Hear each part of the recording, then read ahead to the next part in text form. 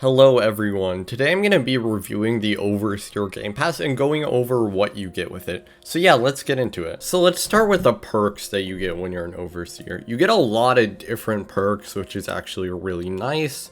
So the first one is just, as any other Rebel, you get access to the Rebel base and all the areas associated with it. Then after that, you also get access to the announcement system inside of the Rebel base, which I believe is limited to raid leaders and above.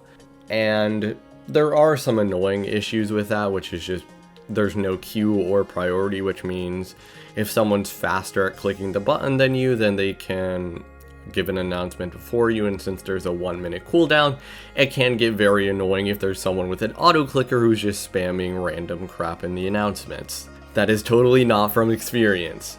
But you also get access to a lot of roleplay power because it's such a high ranking role, which I don't personally roleplay, but I know people who do, and it is really helpful for when you roleplay. And finally, you get access to the drone system, which allows you to look at all the other rebels on your team and see how they are doing and what they are doing, which can be really helpful if you want to try and get the lay of the land, or if you're roleplaying and you want to pretend to fire people and stuff like that. It's also a really nice touch. Alright, so let's look at the cars that you get as the Overseer. Since the Overseer is the highest team on the Rebel side, it means that you get access to all the Rebel cars, which is a very nice thing, but also most of the cars on the Rebel team kind of suck, which means I'm only going to go over a couple ones that are actually relevant when you're playing the Overseer. The first one is the car that you unlock, which is the Overseer tank. You get this by buying the role. It has really nice protection, which allows you to get into the facility unharmed, even if there is a lot of facility personnel or exterior guards that are really annoying trying to snipe you. But it does have one weak point. If they can jump in behind where you are in the tank, they can take you out. And it's also really good at just going over poles and stuff like that in other cars, and pretty much just being an actual tank. Along with that, there are two other cars that are slightly relevant, but the tank is pretty much all you need.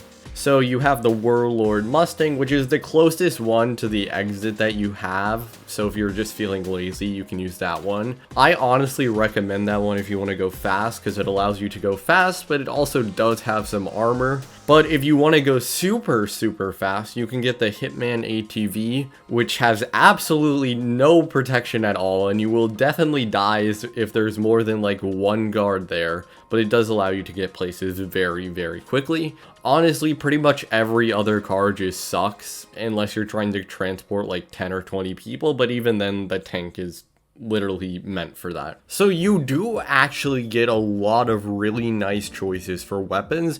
You have two main ways of getting weapons. First are the ones that are permanent through the Rebel locker, which you have about 7 or 8 choices for. I'm not going to go over every single specific one. I also haven't unlocked every single specific one, but they allow you to get some pretty decent damage. Then there is the Executive Armory, which is where you can get some of the more overpowered weapons that you don't need to unlock. So first, I'll go over with the Rose Arch, which is a good long-range sniper. It shoots in bursts of 5, and it's useful for sniping from the other side of the core, or just far distances in general. Because of the speed, you can 3-tap people and get some pretty decent kills. Then there's the Spartan, which is a horrible weapon. I don't know why it exists in the game. It is a sniper, and it does do a lot of damage, but the issue is it takes 10 seconds to charge and isn't even a 1-tap.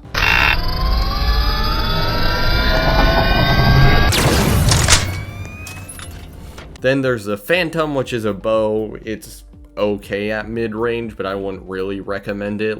You can use a machine gun, a sniper, or a charging weapon. That's probably going to do more damage. Then you have the McDonald, which is a pretty good machine gun. It also looks really cool and has a really nice reload time, along with doing a lot of damage. Finally, you have the War Maker, which is okay. I mean, it can one tap someone, but it takes so long to charge up. In that time, you could 2-tap or 3-tap them with another shotgun, but it's still an okay weapon. Finally, let me go over the items that you get as an overseer. The first one you get is the level 3 keycard, which allows you to do pretty much everything you'll want to do as a raider. You can get into bases and open all corridors and checkpoint doors except during lockdowns. Then there is the saber, which is the melee weapon you get as the overseer. It is okay, but honestly, a shotgun is gonna be better than it in almost all situations. Then you have the handcuffs, which are good for role-playing and stopping people from running away, but they kind of suck otherwise. There's the smoke grenade, which allows you to pretty much make a smoke screen, and if you have multiple, it actually can be fairly useful at the external checkpoint, but other than that, it's kind of meh.